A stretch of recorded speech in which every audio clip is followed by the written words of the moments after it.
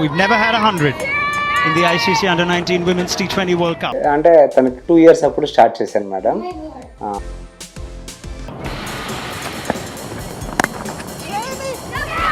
A future star announces herself. The first 100 of the ICC Under-19 Women's T20 World Cup from the bat of the brilliant G. Trisha.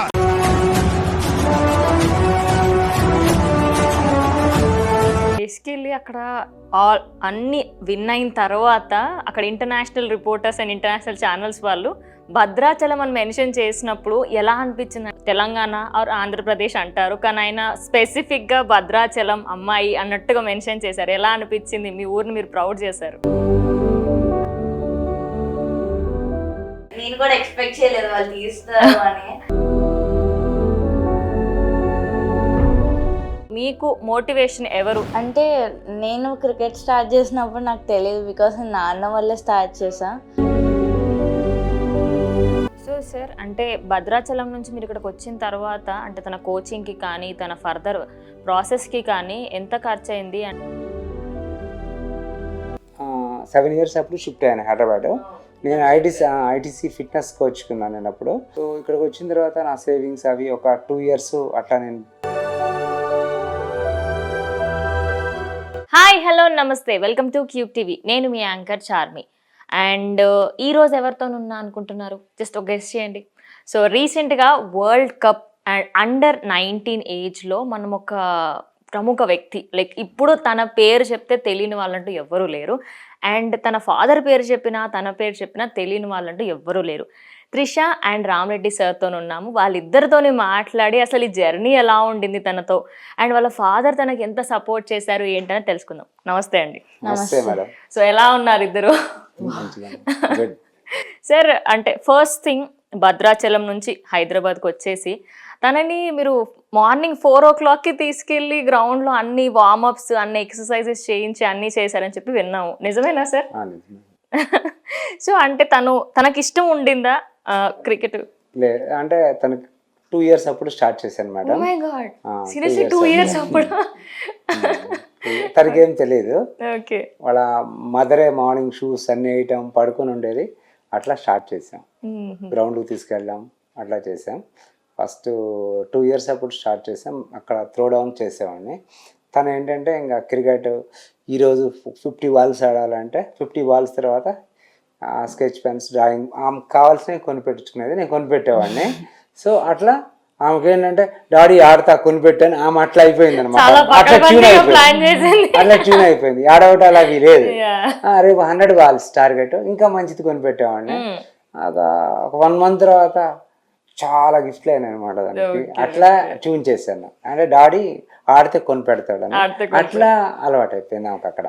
So Trisha ఎలా feel అవుతున్నారు? అంటే అలాంటి welcome expect చేశారా? అంత huge welcome దక్కుతుంది అని? నిజంగా చెప్పాలంటే అసలు లేదు. అండ్ చాలా హ్యాపీగా ఫీల్ అవుతున్నాం, బికాస్ ఫస్ట్ వరల్డ్ కప్ వచ్చింది అమ్మాయిలకి. అందులో నేను ఒక పార్ట్ అవ్వటం చాలా హ్యాపీగా ఉంది. Okay okay. సో మీకు ఇంట్రెస్ట్ ఉండిందా? సో నాన్నగారు చెప్పినట్టు నిజంగానే అంటే చాక్లెట్లు వస్తాయి, బిస్కెట్లు వస్తాయి, అంటే గిఫ్ట్స్ వస్తాయనే చేశారా? అంటే అప్పుడు నాకు ఎక్కువ తెలియదు క్రికెట్ అంటే. ప్లస్ నేను ఒక్కదాన్నే ఆడేదాన్ని మొత్తం, నాతో ఇంకొకరు. కానీ హైదరాబాద్ షిఫ్ట్ అయ్యాక నాకు ఇంకా ఇంట్రెస్ట్ పెరగటం స్టార్ట్, ఎందుకంటే నాతో పాటు చాలా మంది ఆడటం చూసి ఓకే ఫైన్ ఆ కాంపిటీషన్ అని. సో బేసికల్లీ అక్కడ అన్ని విన్ అయిన తర్వాత అక్కడ international reporters and international channels వాళ్ళు భద్రాచలం అని మెన్షన్ చేసినప్పుడు ఎలా అనిపించింది? అంటే ఒక ప్రౌడ్ ఫీలింగ్ కలిగిందా మీకు?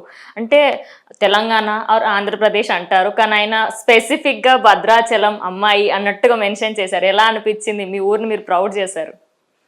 హ్యాపీగా అనిపించింది. లైక్ నేను కూడా ఎక్స్పెక్ట్ చేయలేదు వాళ్ళు తీస్తారు అని. అండ్ ఆయన తీసినప్పుడు I feel good. You feel very good. So actually ఇంగ్లాండ్తోని ఎక్కువ టఫ్ అనిపించిందా, లేదా ముందు ప్రీ ఫైనల్స్లో జరిగిన ఆ ఫైట్ టఫ్ అనిపించిందా?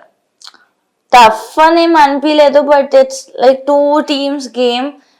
మేము ఎప్పుడు ఒక టీం స్ట్రాంగ్ అనుకొని వెళ్ళలేదు, మేము మా బెస్ట్ ఇస్తామని వెళ్ళాం. మా టీం ఎప్పుడు అదే మైండ్ లో పెట్టుకొని.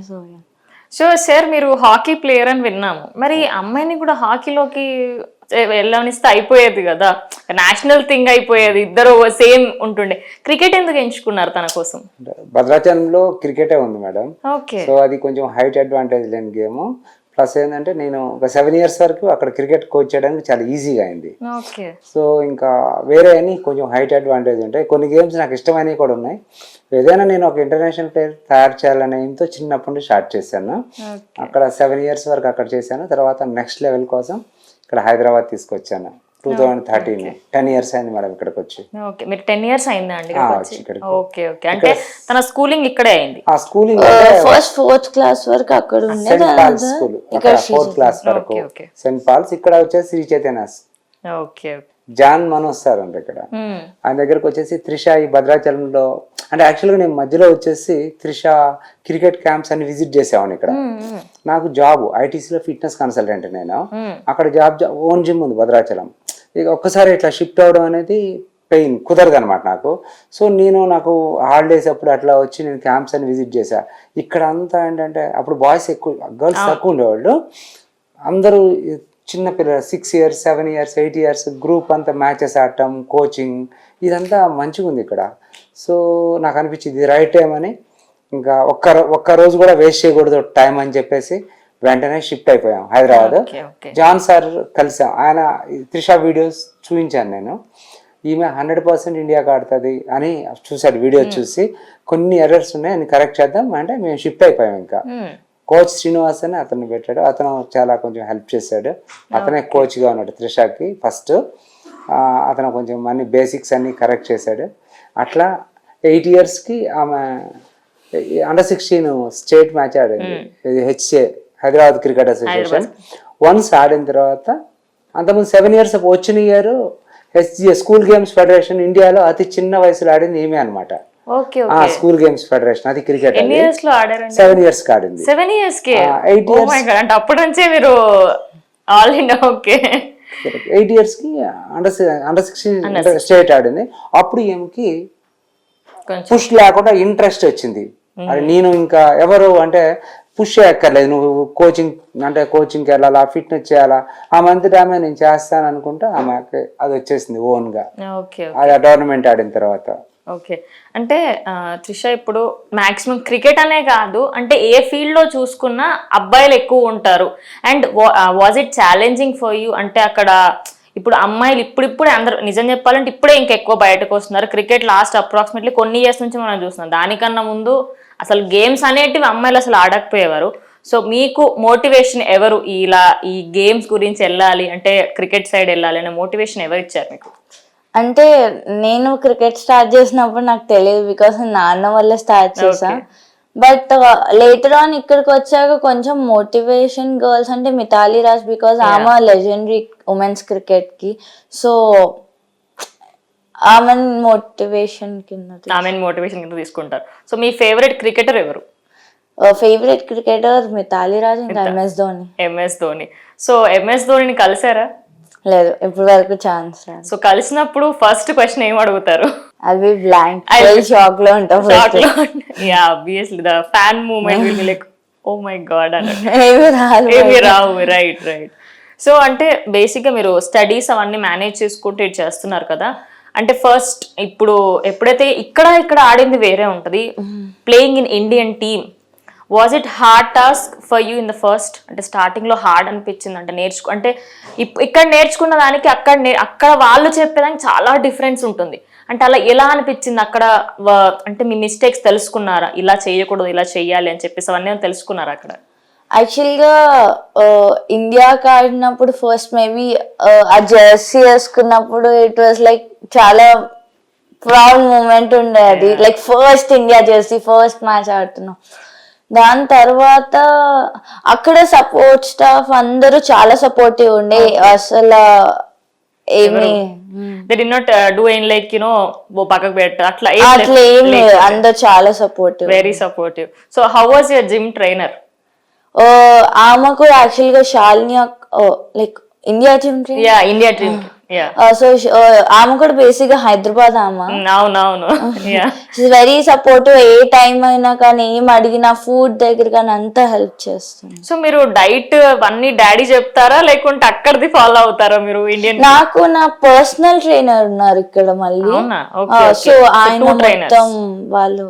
Okay okay. సో మీ డైట్ కి గల ఐ మీన్ మీ ఫిట్నెస్ కి గల ఒక సీక్రెట్ మా ప్రేక్షకులకు చెప్పండి. అంటే ఎలాంటి ఫుడ్ తింటారు ఇండియన్ క్రికెట్ వాళ్ళు? అట్లేం లేదు, ఒక్కొక్కళ్ళకి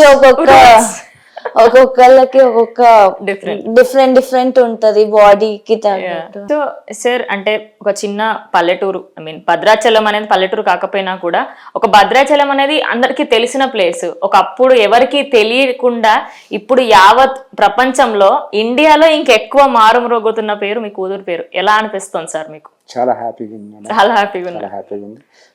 మంచిగా ప్రెజర్ లేకుండా ఆడింది అనమాట. దీనికి చాలా సపోర్ట్ ఉంది. యాక్చువల్గా ఈమె ఇప్పుడు ఆర్ శ్రీధర్ సార్ చూసుకుంటున్నారు ma'am. India former fielding coach R Sridhar sir coach చేస్తున్నారు. ఇప్పుడు మధ్యలో ఇక్బాల్ క్రికెట్ అకాడమీకి వెళ్ళింది స్పెషల్ నాకింగ్ కోసం, వాళ్ళు కూడా చాలా సపోర్ట్ చేశారు. కోచ్ ఇక్బాల్ ప్లస్ తర్వాత కరోనా టైంలో చాముండేశ్వరనాథ్ ఆయన కూడా 1 year వెళ్ళాం అనమాట. అక్కడికి లీ అని మిడిల్ సెక్స్ హెడ్ కోచ్ వీళ్ళంతా ఫారిన్ కోచ్ వచ్చారు. ఆయన చాలా 1 year మంచిగా సపోర్ట్ చేశాడు, కోచ్ చేశాడు. త్రిష ఫీల్డింగ్, బ్యాటింగ్, బౌలింగ్ అన్నీ కూడా కరెక్ట్ చేశాడు. ఇట్లా వీళ్ళంతా పెద్ద కోచెస్ సపోర్ట్ చేయటం వలన ప్లస్ ఇంకోటి ఏంటంటే ఆమె 13 yearsకే ఇండియా ఛాలెంజర్స్ ఆడింది. ఇండియా ఛాలెంజర్స్ అంటే 3 teams సెలెక్ట్ చేస్తారు, ఇండియా, బ్లూ, గ్రీన్, రెడ్ అని. దీంట్లో ఇండియా టాప్ 39 members ఉంటారనమాట. దాంట్లో త్రిష అప్పుడే సెలెక్ట్ అయింది అనమాట 13 yearsకి. తర్వాత ఇండియా అండర్-19 ఛాలెంజర్స్ ఇప్పుడు 2 NCA 3 times చేసింది. ఇవన్నీ చేయడం వల్ల ఆమెకి ఈ 19 matches ప్రెజర్ లేకుండా చాలా ఈజీ అయిపోయింది మేడం. అందుకే ఆమె ఆ ప్రెజర్ని తట్టుకొని మంచి ఫైనల్లో కానీ అంతకుముందు మ్యాచెస్లో కానీ చాలా ఈజీగా హ్యాండిల్ చేసింది. సో మీరు నెక్స్ట్ క్యాప్టెన్ అని అయితే నేను వింటున్నాను. మరి are you going to be the next captain of Indian team? Maybe hopefully. So అంటే క్యాప్టెన్ వైజ్ గా డిఫరెంట్ ఉంటుంది కదా, like how they choose the captain అనేది. సో మాక్సిమం ఇక్కడ తెలంగాణ, ఆంధ్ర వాళ్ళైతే మీరే క్యాప్టెన్ అవ్వాలని కోరుకుంటున్నారు. మరి వాళ్ళకి ఏం చెప్తారు? Are you happy if that happens?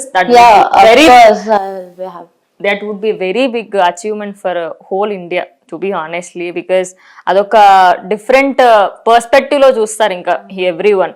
So ఒక క్వశ్చన్, అంటే ఇది పర్సనల్గా ఇప్పుడు జనరేషన్ వాళ్ళ మీదకి వెళ్ళి అడగాలనుకుంటున్నాను.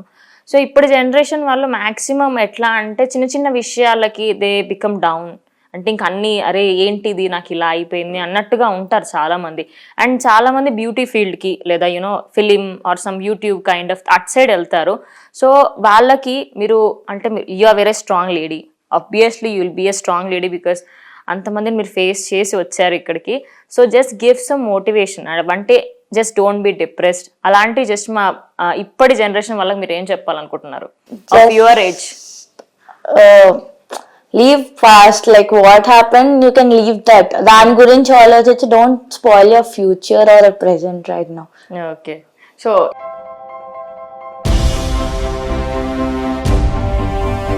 ఏంటి అలాగే నిలిచిపోయావు? గోల్డ్, డైమండ్, సిల్వర్ రేట్ ఇలా ఉంటే ఇలా నిలిచిపోకుండా ఎలా ఉండేది? మన కంట్రోల్లో లేని దాని గురించి ఫీల్ చెయ్యకు. ప్రజలకు మనం ఏం చేయగలమో ఆలోచించు గురు. తగ్గింపు ధమాకా. అన్ని బంగారు నగలపై లలిత వారి మార్కెట్లోనే తక్కువ తరుగులో ఇంకా 1% తగ్గింపు ఇద్దాం. ఓకే, వజ్రాభరణాలకు క్యారెట్కు 5000 రూపీస్ తగ్గింపు ఇద్దాం. హలో, నన్ను మర్చిపోయారే, వెండిలో కూడా తగ్గింపు ఇద్దాం. అంటే ఇది బంగారం, వజ్రం, వెండి తగ్గింపు ధమాకా. మీ లలితలో ధరలు కంపేర్ చెయ్యండి, ఎక్కడ తక్కువో అక్కడే కొనండి.